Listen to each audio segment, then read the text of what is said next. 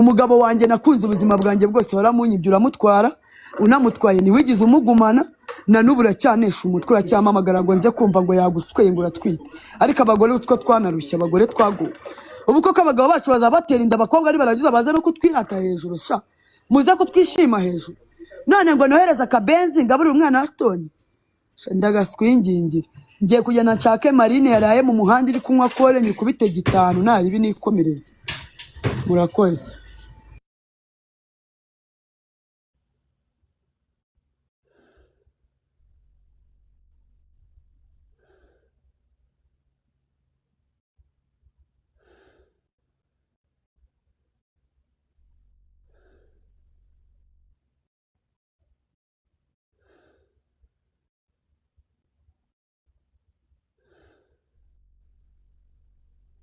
Shibarega namwirukanye n'umujura n'igisambo, abakiriya banjye bose yabibye amatelefone yamaze. Nje nago nabyinisha igisambo rero. Ataza kwiba nka fone y'umuyobozi ugasanga nanjye baramfunze, namusohoye mu gipangu cyanjye. Araza gufata ibintu bye ubuyobozi buhari babusake, nta kindi kibazo ngiye mfitanye nawe, na deni mufitiye. Abaseriveri bamwakiriye barahari, amafaranga yakonsomye arahari, abo bakoranye narabahembye baratashye hanze gutaha.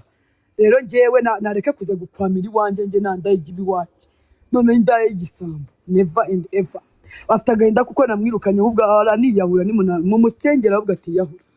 Aranyizira ikibazo ashaka kuguma iwanjye ku ngufu nge naramubyaye. Namumeneye igisanza nge namugiriye kugisa. Hakizimbwa akazizaje zikakudutera abantu isese. Ubwo araje abonye iwanjye arecara akaryama mu makaro. Mucomara hari akarya ibyo ashaka karya umuriro we. Abagabo b'abakire barinjira batakuzi wa mukecuru shagaswere man. Wowe nagwa kongera kunyinjira mu gipangu. Urakinjiranamo n'ubuyobozi uje gufata imyenda yawe. Nakujugunye hanze y'igipangu wowe. Kumamaze.